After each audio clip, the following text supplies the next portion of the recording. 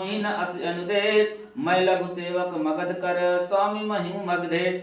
जब राजा ने बोला कि हे वैद्य, हे जीवक, तुम मेरे ही राज्य में रहे, उज्जैन छोड़कर अब मगध मत जाओ। तो जीवक ने बोला कि नहीं महाराज, मैं अपने देश जाऊंगा, मैं अपने मगध देश की सेवा करूंगा, मैं अपने राजा का आदेश नहीं टालूंगा। जीवक ने हाथ जोड़कर उस राजा से प्रार्थना किया, महाराज ऐसी आज्ञा ना हो, मैं मगध का तुच्छ सेवक हूँ और महामहिम मगध राज मेरे स्वामी हैं, मैं अपने स्वामी का नहीं छोड़ सकता। और स्वामी कौन थे? महाराज बिंबिसार थे।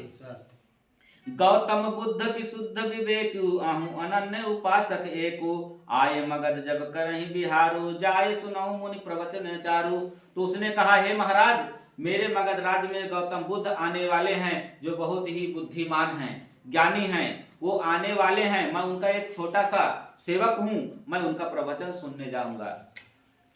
हे राजन, मैं उन गौतम बुद्ध के अनन्य उपासकों में से एक हूं, जो विवेक से विशुद्ध हो चुके हैं। वे जब कभी मगध में आकर विहार करते हैं, तब मैं जाकर उन महामुनि का सुंदर वचन सुनता हूं।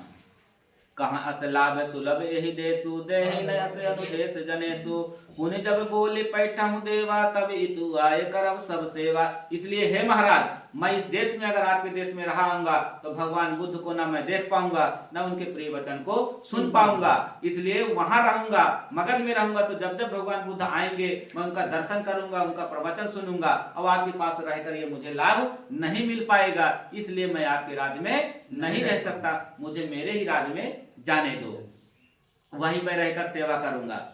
ऐसा लाभ इस देश में कहां प्राप्त होगा? इसलिए महाराज ऐसा आदेश न दें, आपको जब जरूरत होगी सेवा को तो मुझे बुला लेना, मैं आपकी दवा दर्पण कर दिया करूंगा और फिर वापस चला जाऊंगा, यहाँ आकर सब प्रकार की आपकी सेवा कर दूंगा। जाने अटल संकल्प कठोरा, दीन अधिक नर नाह न जोरा, और बहुविध कीने अतिथि सत्कारो, दीन विदा बहुदय उपहारो।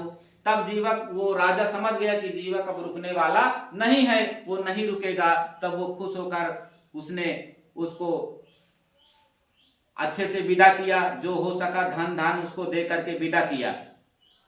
बुद्ध बिरद सुन परहु प्रभावु, चंड प्रदोत विचोपित चाहु, अकीन विचार बुलावन हेतु, दीन समर्थत सचिव सचेतु। तब उसने जब बुद्ध के बारे में जीवक के मुख से सुना तो उसके मन में भी जिज्ञासा उत्पन्न हुई कि क्यों ना, जब इतने महापुरुष हैं उनके लिए ये इतना दूसरा सुख नहीं लेना चाहता है, दूसरे राज्य में नहीं रहना चाहता, इसका मतलब वो बहुत बड़े संत हैं। तो उसके मन में जिज्ञासा जागी कि क्यों ना मैं भी भगवान बुद्ध को अपने राज्य में बुलाऊं और उनके प्रिय वचनों को सुनूं। तब उसने अपने मंत्रियों से उत्साह में आकर बोला कि जाओ, और बुद्ध को बुलाने का विचार किया। मंत्रियों से बोला, सावधानी से अपना समर्थन दिया कि जाओ तुम भी बुद्ध को हमारे देश में बुलाओ। अनुमोदित सब राज समाजो, कीने अधिक तब आगिल काजो, नागर मंडल एक बनावा, कच्चायन के साथ पठावा। तब उसने कच्चायन नाम के अपने राजपुरोहित को उस जीवक के साथ और मंत्रियों को साथ भेजा कि जाओ भगवान बुद्ध को लाओ और उनके रहने खाने के लिए कुटिया मतलब तैयार करो, स्थान।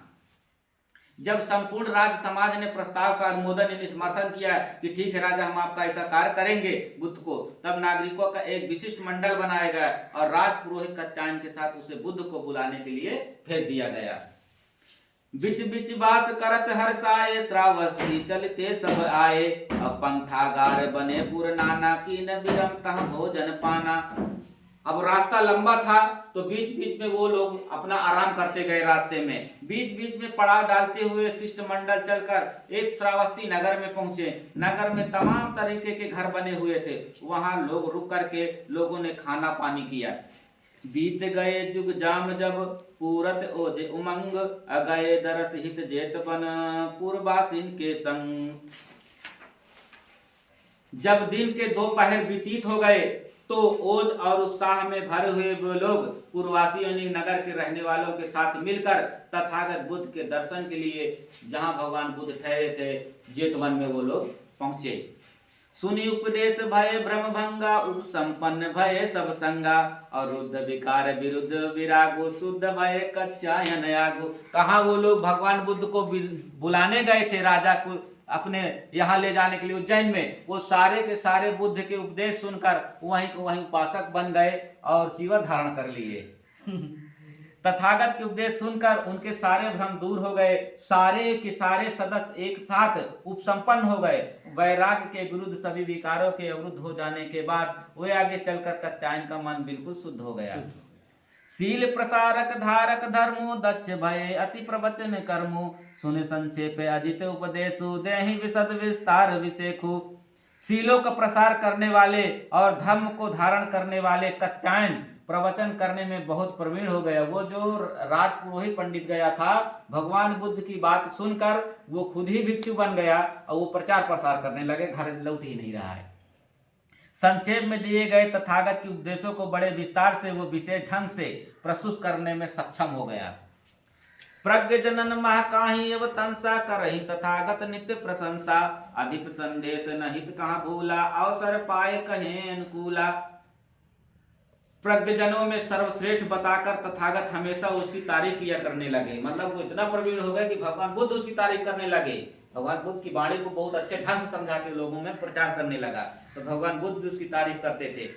कात्यायन को अपने राजा का संदेश याद आया। अनुकूल अवसर पाने पर उसने तथागत भगवान बुद्ध से कहा, उज्जैनी कर अधिपति नामी होन चाहे प्रभु पति अनुगामी और राजा ही संग प्रजा जन अहि धम्म दान पावन अहि।